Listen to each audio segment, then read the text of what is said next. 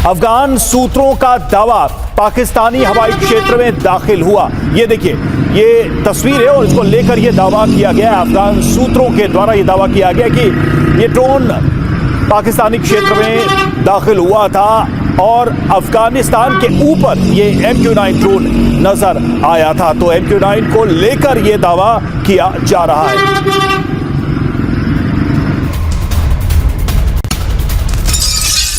और अहम खबर है, कुर्रम में भी पाकिस्तान तालिबान में जबरदस्त फायरिंग चल रही है। पाकिस्तान आर्मी ने अफगान पोस्ट पर मिसाइलें दागी हैं। हमले के बाद पाकिस्तानी सैनिकों ने नारे तकबीर कहा और उसके बाद जमकर नारे लगाए गए। पाक सेना ने दावा किया है कि तालिबान की पोस्ट और टैंकों को जबरदस्त नुकसान पहुंचा है पाकिस्तान के हमले।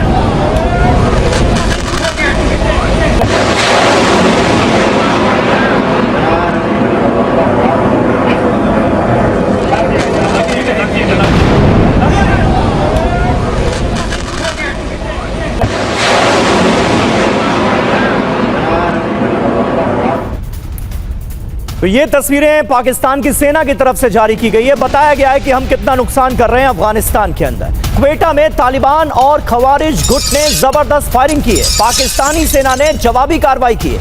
हमले से तालिबान की पोस्ट में आग लग गई, उसकी तस्वीरें भी सामने आई हैं। ये देखिए, क्वेटा की कुछ और तस्वीरें आपको दिखा रहे हैं जहां पाकिस्तान की जवाबी कार्रवाई में अफगानिस्तान की कई पोस्ट को नुकसान पहुंचा है। अस्सलाम वालेकुम दोस्तों, पहाड़ों में छुपकर हमला करना और फिर वहां पर भागकर दोबारा गारों में छुप जाना वो और बात होती है। जब आप शहरों में रहते हैं और अपनी बेसेस बनाते हैं तो पूरी दुनिया को पता चलता है कि आप वहां पर हैं और आपको वहां पर ठोकना आसान हो जाता है। तालिबान पहले ऐसा करते थे, गारों में छुप जाते थे, उन्हें ढूंढना मुश्किल होता था। और दोस्तों, टेरन भी आपको पता है पहाड़ी है तो ये बात होती है। गजा में ऐसा टेरन नहीं था तो हमास को काफी मुश्किल हो रही थी तो उन्होंने सुरंगें बना दी। टेरन ही दोस्तों डिसाइड करता है कि आपकी जंग कैसी रहेगी। लेकिन देखिए कि अब तालिबान वहां पर तो नहीं है, गारों में तो नहीं है। पहले गारों में छुपकर उन्होंने अफगानिस्तान ने पाकिस्तान की सपोर्ट से रशिया और अमेरिका के साथ जंग लड़ी थी। अब पाकिस्तान की सपोर्ट भी नहीं है और वो गारों में भी नहीं है, पोस्टों पे बैठे हुए हैं और ऊपर से कोई भी बम आकर मार सकता है। तो ऐसा ही हो रहा है। पाकिस्तान ने कई टैंक भी तबाह कर दिए हैं और दोस्तों दोबारा इन्होंने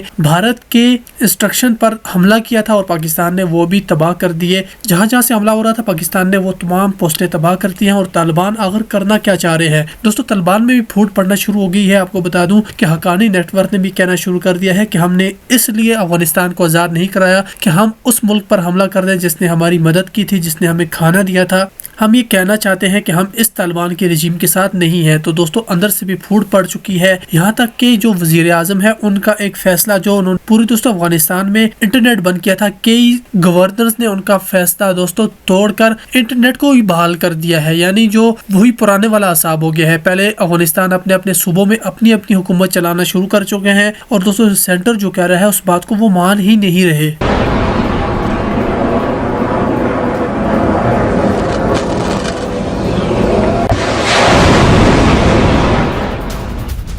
और अफगानिस्तान के खोस्त में पाकिस्तान और तालिबान आमने सामने हैं, सेना भिड़ गई। तालिबान और पाकिस्तानी सैनिकों के बीच यहां भी जमकर गोलीबारी हो रही है। तस्वीरें आप देखिए जरा। और पाकिस्तान वर्सेस अफगान युद्ध डूरन लाइन पर महातबाही क्यों है, कुछ अहम तथ्य आपके सामने, कुछ फैक्ट्स हम आपके सामने रखने जा रहे हैं। पहला यह कि उत्तर पश्चिमी सीमा पर भीषण जंग जारी है, यहां पर इस वक्त तनाव बना हुआ है। दूसरा, दोनों ओर से भारी हथियारों का इस्तेमाल किया जा रहा है। अफगानिस्तान का पाकिस्तानी पोस्ट पर हमला हुआ है और पाक सेना का भी अफगान टैंक और पोस्ट पर अटैक।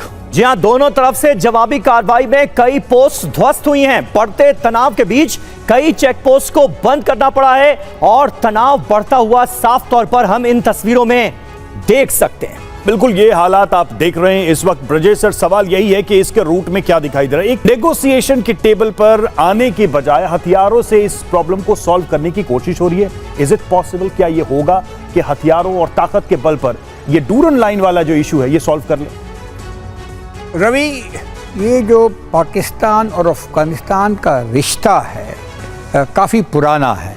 उनके डूरन लाइन के दोनों तरफ के अफगानिस्तान के साथ कहां तो उम्मीद यह की जा रही थी कि तालिबान का शासन आएगा तो पाकिस्तानी तालिबानी भाई भाई के आप लोग नारे लगाएंगे, टीटीपी से वो मुकाबला करेगा आपके साथ आकर, लेकिन यहां तो बिल्कुल उल्टा होता हुआ नजर आ रहा है।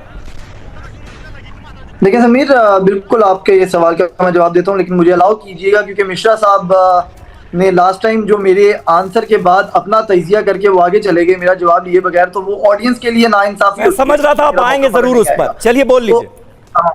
जी थैंक यू। अच्छा, तो मिश्रा साहब ने जो बात की ना कि डर्टी लॉन्ड्रिंग की, तो मिश्रा साहब शायद तारीख से इतना वाकिफ नहीं है, उनको गुलबदीन हिकमत यार का वाकया याद नहीं है कि 90s में कैसे भारत जो है वो होस्ट करता रहा है, फिर बाकी मामलात याद नहीं है। और दूसरी बात, जो वो टीटीपी और टीटीए की बात कर रहे थे, तालिबान को बनाने की बात कर रहे थे, तो शायद उनको उसमें भी हिस्ट्री मालूम नहीं है कि पेंटागन से लेके सीआईए तक खुद एतराफ कर चुकी है कि इनको बनाने वाले हम थे, जो कि पहले जो है वो सोवियत के खिलाफ इस्तेमाल किए गए। हाँ, ये बात अपनी जगह मैं आज भी एडमिट करता हूँ, आपके टीवी पे भी एडमिट करता हूँ कि हमारी स्टेट पॉलिसी उस वक्त मौजूद थी है और वो गलत थी, जिसको हम रेक्टिफाई करने की कोशिश कर रहे हैं और उसका ही खमियाजा हम भुगत रहे हैं। मैंने बनाने की बात नहीं की, मैंने कहा था कि उस डर्टी वर्क में आप लोग के हाथ गंदे हैं।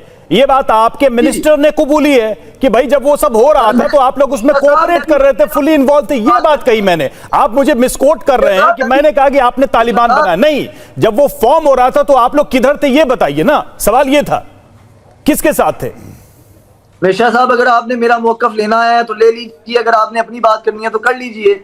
अरे आपने मेरी बात का जवाब दिया, इसलिए मुझे लगा कि मैं सही कर दूं अपने फ्रेम कर दूं अपनी बात को। जवाब नहीं, मेरा जवाब बहुत अच्छे से आ रहा है, जिनको समझ आना होगा वो आ जाएगा, अगर आपको हजम नहीं हो रहा तो उसका अंदर मेरा प्रॉब्लम। चलिए अच्छा, अजीम साहब ये पर्सनल टीका टिप्पणी छोड़ते हैं और सवाल के जवाब पर आ जाते हैं। कैलकुलेशन का सवाल के जवाब पे आता हूँ। जी जी जी बिल्कुल। देखिए, बात ये है कि आपने जो समीर बात की ना वो दुरुस्त है कि ये एक्सपेक्ट किया जा रहा था, ये थिंकिंग थी पाकिस्तान की, और ये गारंटीज दी गई थी दोहा मुआहदे में।